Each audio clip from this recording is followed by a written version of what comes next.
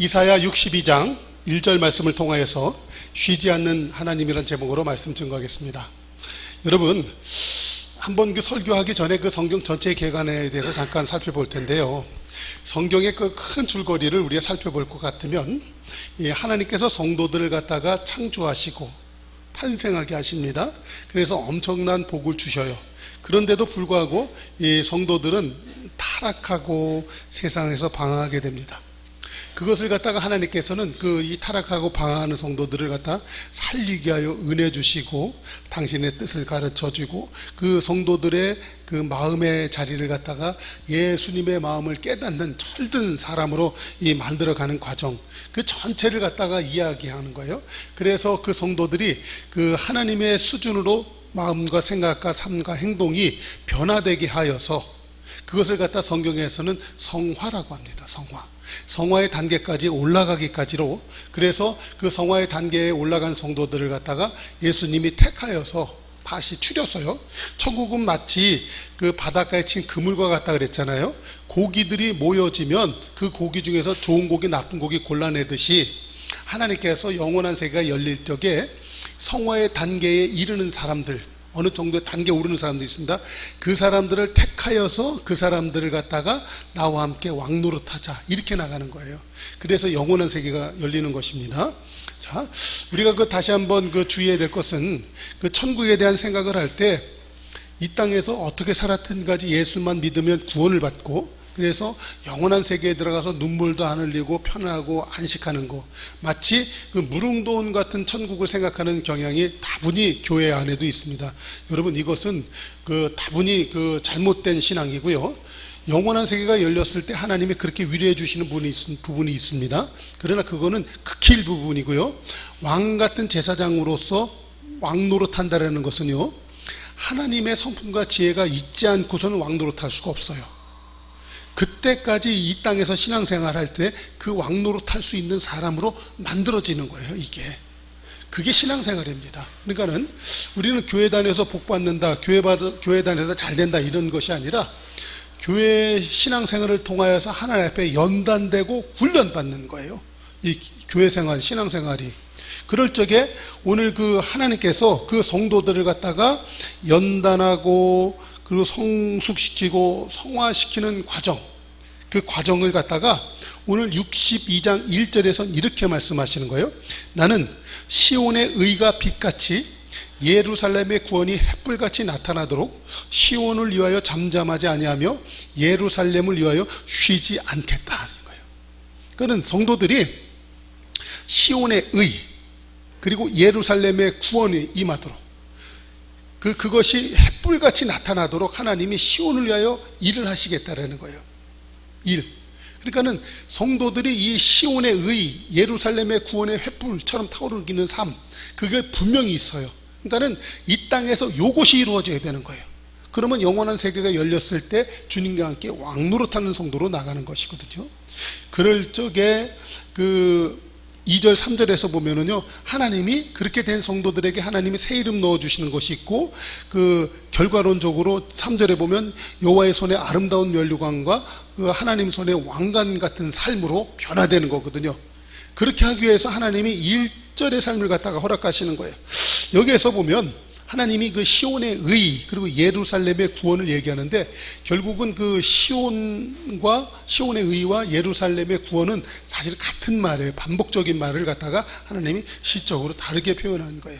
그러니까 중요한 것은 여기에서 보면 이 시온이라는 것이 있는데, 시온은 결론적으로 말하면 하나님의 임재의 도성을 말하기도 하고요, 하나님의 임재의 도성이 신약적으로 보면 너희가 하나님의 성전인 것과 성령이 너희 안에 거하는 걸 알지 못하느냐 하셔서, 결국은 그 하나님의 도성이 누가 돼요? 신자가 됩니다. 믿는 성도가 되는 거예요. 그래서 나를 갖다가 하나님이 그렇게 만드는데, 이 시온산이라는 것이 지리학적으로 역사학적으로 보면 터가 높고 아름다운 곳이에요. 터가 높고 아름다운 곳. 그래 사방팔방을 둘러다보면 전부 다 아름다운 곳이 바로 시온산성이에요. 그런데 이 시온산성에 대해서 성경의 다른 표현은요, 이렇게 표현해. 건조해. 그렇기 때문에 하나님께서 위에서 비가 내리지 아니하면 살 수 없는 곳이야. 절대적으로 하나님만을 의지해야만 되는 곳이야. 그런데 하나님이 그 베드로를 부르실 때 이랬죠. 너를 베드로다. 음부의 권세가 너를 이기지 못하도록 내가 너의 그 믿음 위에 교회를 세우겠다 말씀하셨죠. 그래서 이 시온이라는 말에 다른 말로 다 바위로 되어 있어요. 바위. 이런 거예요. 예. 그런데 이 시온산이 예루살렘으로 바뀌는 그런 그 과정이 있는데, 그 사무엘하 5장 6절 7절 이하에 보면 원래 그 예루살렘이라는 곳은 여부스라고 하는 가나안 7족속 중에 한 족속이 차지하고 살던 곳인데, 이곳을 갖다가 다윗이 그 여부스 족속이 살던 그 예루살렘 땅을 갖다 빼앗습니다. 그리고선 다윗성이라고 짓고 난 다음에 다윗성이라고 하고, 거기를 갖다가 그 이스라엘 나라의 수도로 삼고 정치적, 종교적으로 중심지로 만들어버리는 거예요. 그런데 그곳이 나중에 가서 보면 예수님 오시고 난 다음에 부활 승천하시고 예루살렘 성이 파괴가 되고 이방인들에게 다 넘어가게 되잖아요.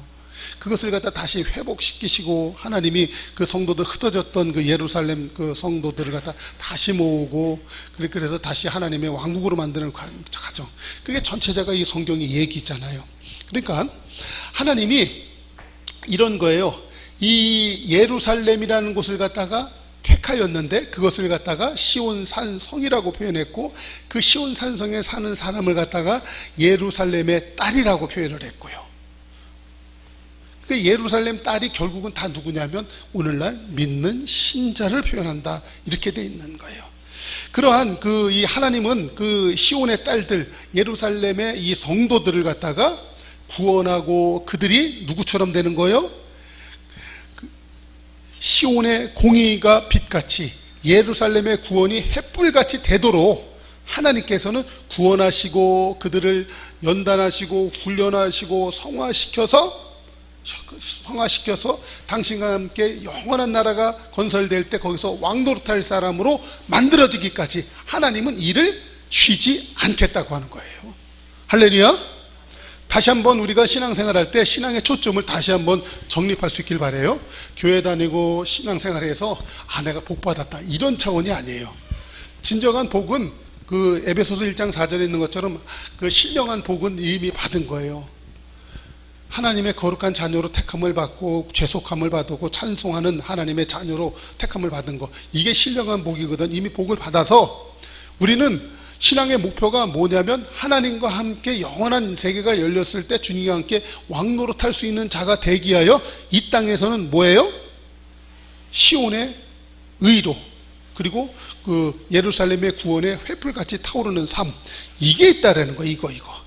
이게 되는 성도가 되기를 주의 이름으로 축원합니다. 그러면 여기에서 보면 그 시온의 의가 빛같이 나타나는 거, 시온의 의가 빛같이 나타나게 되면 어떻게 되냐면, 봅시다. 시온이라는 것은 지금 시온 산성이고 예루살렘의 딸을 표현한다고 했어요. 그러면 아들이라고 표현하지 않고 그 예루살렘의 딸이라고 표현한 것은요, 하나님의 그 귀한 사랑을 받는 그런 그 딸, 이거 표현이거든요. 거룩한 성도를 표현하는데, 여러분 귀한 사랑을 받으면 사람의 얼굴이 어떻게 변하나요? 아침에 햇살같이 빛나요. 성도가, 사람이 사랑받고 존귀함을 받으면요 얼굴에서 광채가 나게 돼 있어요. 그것을 그 갖다 표현하는 거예요.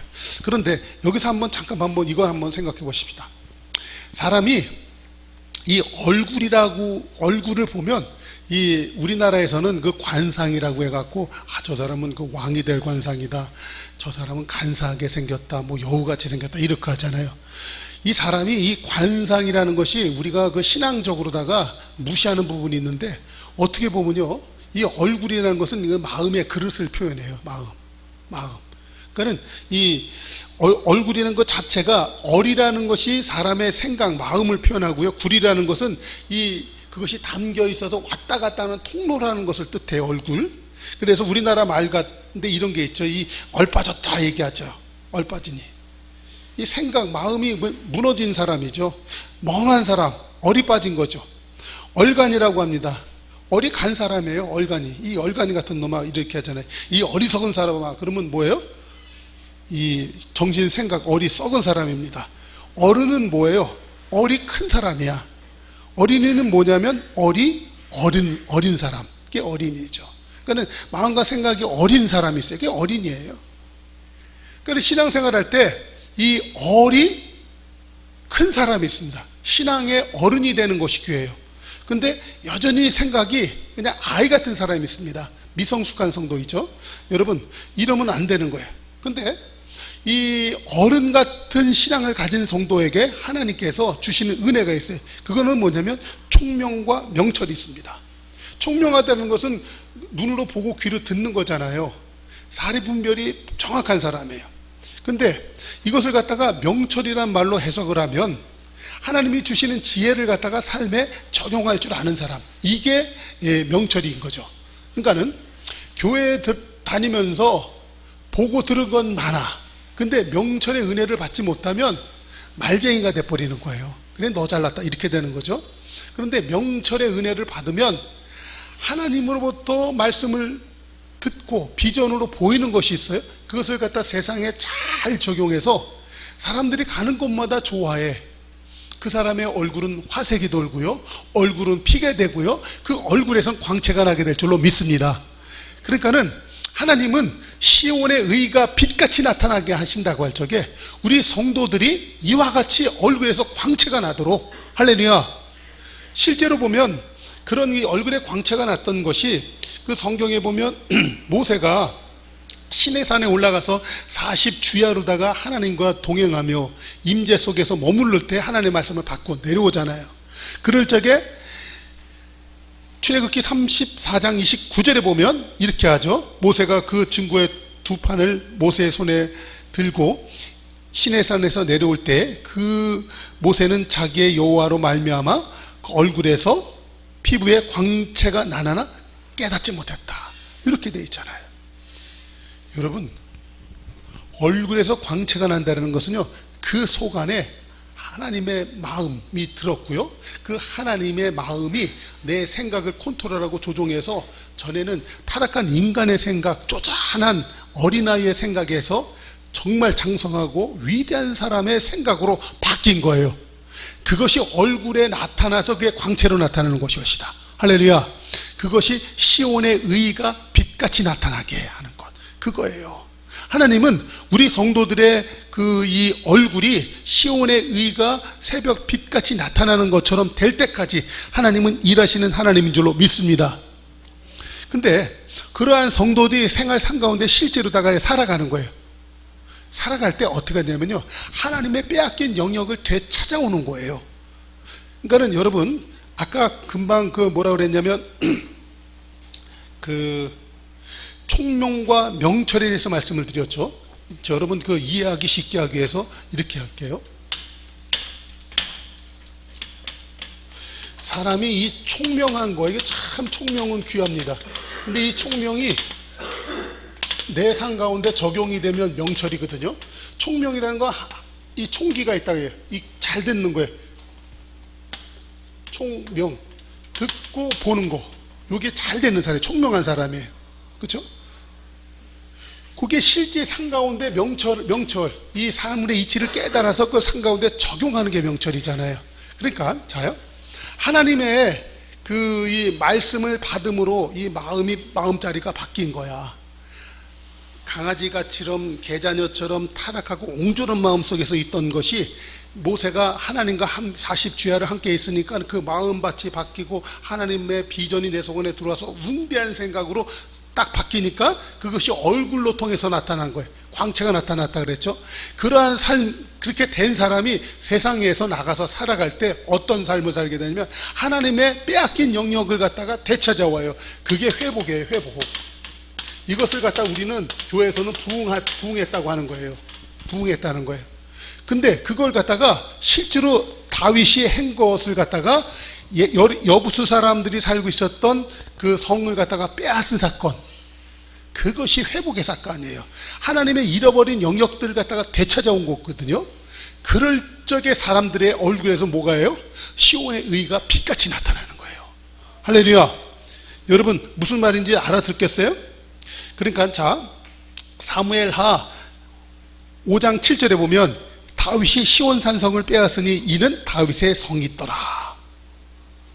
하나님이 창세기 1장 8절에 보면 생육하고 번성하고 땅에 충만해라.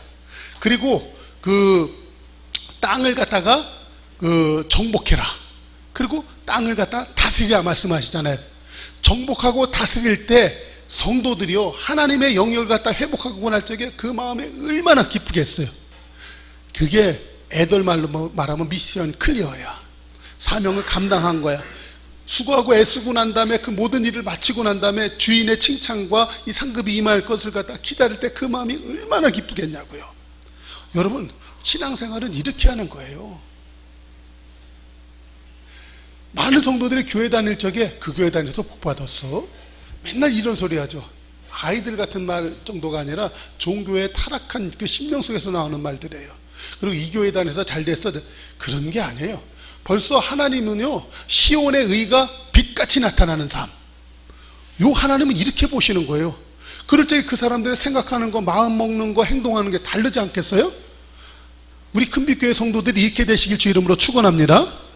그런데 이렇게 될 수밖에 없는 게 뭐냐면 여기 봐요. 그 시온의 예루살렘의 의 구원이 햇불같이 나타났다 이렇게 표현하잖아요. 이게 말씀을 연구해 보니까 기가 막힌 말씀이더라고요.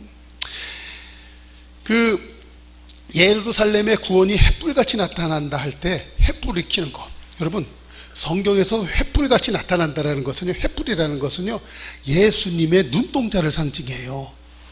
자, 그것은 다니엘서에 보면 다니엘이 이제 그 바벨론에 끌려갔잖아요. 근데 그 끌려가서 그 히데겔 강에 거기 서 있을 적에 하나님의 환상이 임하면서 예수님을 만나게 돼요.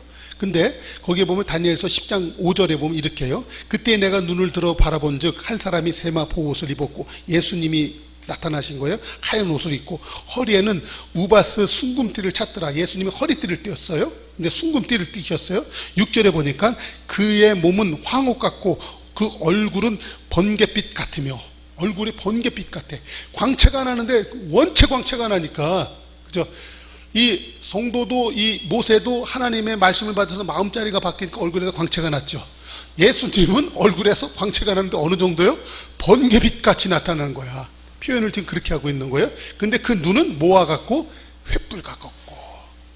근데 자, 예루살렘의 그 구원을 위하여 횃불 같이 나타나는데, 그러니까는 이 예수님의 얼굴은 번개빛 같은데 그 눈은 뭐예요? 횃불같이 나타났다 그랬잖아요. 그런데 자 보세요. 횃불같이 나타난다는 것은 어떤 표현이냐면요, 구원을 위하여 횃불같이 일어나셨다는 거잖아요. 근데 여러분 이런 거 아세요? 만약에 옛날에 이런 거 있어요. 그 동네에 뭐라 그럴까, 원님의 아들이 있었어. 원님, 그 동네 원님, 사또 원님의 아들이 있었는데 이 아들이 산에 낮에 뭐 약초 캐러 간다고 올라갔어. 근데 이 원님의 아들이 저녁 때가 됐는데도 안 내려오고 밤이 깊었는데도 안 내려오. 그 원님이 기다리다 안 되겠다. 온 고을 사람들한테 명령을 내리는 거야. 여보시오, 내 아들이 산에 가서 돌아오질 않았어. 죽었는지 살았는지 낭떠러지에 걸려서 지금 죽어가고 있는데 알 바가 없으니 내 아들을 찾아 나서야 되지 않겠어. 그럴 때 원님 눈에서 불 나오는 거야. 그 불 나올 때 어떻게 나올 것 같아요? 횃불처럼 타오르는 거지. 그런데 그 원님이 그 마을 주민들에게, 고을 주민들에게 말하는 거예요. 전부 다 집에 있는 그 횃불들을 만들고 켜. 그리고 산등성에 올라가서 내 아들 찾기까지 돌아다니자. 그렇게 말하지 않겠어요? 예루살렘의 구원이 횃불까지 타오르기까지 하나님이 시온을 갖다 살리기 위하여 내가 쉬지 않겠다. 그 말씀이에요. 여러분, 하나님께서요, 내가 구원받기 위하여 정말 하나님의 온전한 자녀가 되기까지 하나님께서요 눈을 횃불같이 켜시고요, 온 마을에 꺼져 깜깜한 것을 갖다가 불을 다 켜시고 하나님이 소동을 일으킨다는 이 얘기예요. 하나님께서는요 내가 구원받기 위해서라면요 소동을 일으키는 거예요. 횃불을 들고. 사실 그 예수님의 그 제자들이요, 그 사도행전에서 보면은 온 동네를 갖다 소동을 일으켰다 이거예요. 그랬더니 그 소동 때문에 세상이 그 믿는 사람들을 감당치 못했더라 이렇게 있다는 거예요. 여러분, 믿는 신자의 위치가 이 정도예요. 믿는 사람이 하나가 똑바로 있잖아요. 그러면 세상이 감당치 못해요. 그래서 그 사람 때문에 세상이 소동을 해버리는 거예요. 여러분, 우리 신자들이 이와 같은 하나님의 큰 사랑 받는 성도들이고요, 신자들은요, 하나님이 내가 그런 사람 되기까지 하나님이 나를 위하여 쉬지 않는 그런 사랑, 하나님의 그 관심, 하나님의 은혜 받은 것이 신자인 것 아시기 바랍니다. 바로 그 신자가 누구예요? 바로 저와 여러분이라는 거예요. 그럴 적에 봐요, 이 원님이 왜 횃불을 들고 일어났습니까? 아들이 지금 죽게 됐기 때문에 그 자식이 산등성에 약촉해다가 바위 낭떠러지에 걸려고 대롱대롱 매달렸어. 여러분, 많은 신자의 삶이 이와 같지 않던가요? 대롱대롱 매달려갖고 겨울 나가자니 너무 힘들고 노천이 떨어지면 죽을 것 같은, 진짜 사방 코너에 매여갖고 묶여갖고 벌벌벌 떨고 있는 많은 성도들이 있지 않습니까? 여러분, 그때 구원하시는 하나님이 횃불 들고 나타나셔서 그 성도에 떨어진 그 팔을 갖다가 잡아 일으켜 세우는 줄로 믿습니다. 이것을 갖다 인생의 역전이라고 하는 거예요. 하나님은 우리 성도들이요, 죄악 속에서 타락해서 이 방황하고 있는 그 성도들의 삶이 역전되기까지 하나님은 쉬지 아니하시고 우리를 도우시는 하나님인 것 믿으시기 바랍니다. 근데 한편에 여기서 보면 이 횃불같이라는 표현이 있잖아요. 예루살렘의 구원이 횃불같이 나타난다 할 때, 여러분, 그 집안이 횃불같이 타오르면 얼마나 좋겠어요. 그 집이 깜깜해가지고 그냥 잠잠해서 마치 그냥 집안은 침음하고 그러면 음습하면서 집안 곰팡이 냄새 나면서 썩는 냄새 나는 집이 있습니다. 여러분, 무당집 가면 그래요. 무당집 가면 왠지 이 썩은 똥 냄새 있잖아요. 오래 송장과 같이 이게 있으면 나는 냄새들이 있습니다. 오리지널 무당집이 그런 거예요. 오리지널 무당집이 그렇습니다. 그런 냄새가 쫙 나요. 그런 것을 갖다가 감추기 위해서 향불을 켜는 거예요. 향불, 그런 거, 시체 썩는 냄새를 안 나게 하는, 그게 무당집이거든요. 그런데 그런 집은 문을 갖다 활짝 열어야 돼. 열고 환기를 시켜야 돼. 여러분, 되는 집은 그렇게 하고 살아요. 지금도 자고 일어나면 답답해, 공기가. 그렇죠? 그러면 제대로 된 집안, 어른이 있는 집은요, 아침에 한겨울에도 추면 문을 활짝 여는 거야. 그리고 방 안을 갖다 공기를 순환을 시켜. 그러면 그 집안 사람들이 정신이 번쩍 나면서 하루를 시작하는 거예요. 그렇죠? 근데 되지 못한 집들은 늦게 일어날 뿐만 아니라 게을러갖고 그냥 춥다고 문 꼭꼭 닫고 있어요. 썩은 내 나는 거예요. 그 집안은 볼 것도 없이 안 되는 집안이야. 그런데 되는 집안이요, 그 속 안에서 횃불같이 타오르는 그런 은혜가 있어. 활활활 막 타오르라. 여러분, 그 집 식구들은, 자손들은요, 나가서 하는 일마다 잘 될 줄로 믿습니다. 아멘. 정신이 살아있는 거야. 그러니까는 여러분들의 집안이 횃불같이 타오르는 은혜가 있기를, 소원하는 은혜가 있기를 주의 이름으로 축원합니다. 하나님은 이런 하나님이에요. 이런 하나님. 그러니까는 내 인생을 갖다 역전시키고요, 그 집안이 횃불같이 타오르도록 하나님은 그렇게 하시는 거예요. 자, 그러면 하나님은 언제까지 그 횃불이 타오르게 하시겠습니까? 딴 거 아니에요. 내가 시온의 의가 빛같이 나타날 때까지 하나님 그 횃불 드시고 나를 갖다가 구원하시고 나를 도우시는 하나님인 것 믿으시기 바랍니다. 이제 다시 한번 우리 성도들의 신앙생활 할 때 예수님이 오셔서 이렇게 말씀하세요.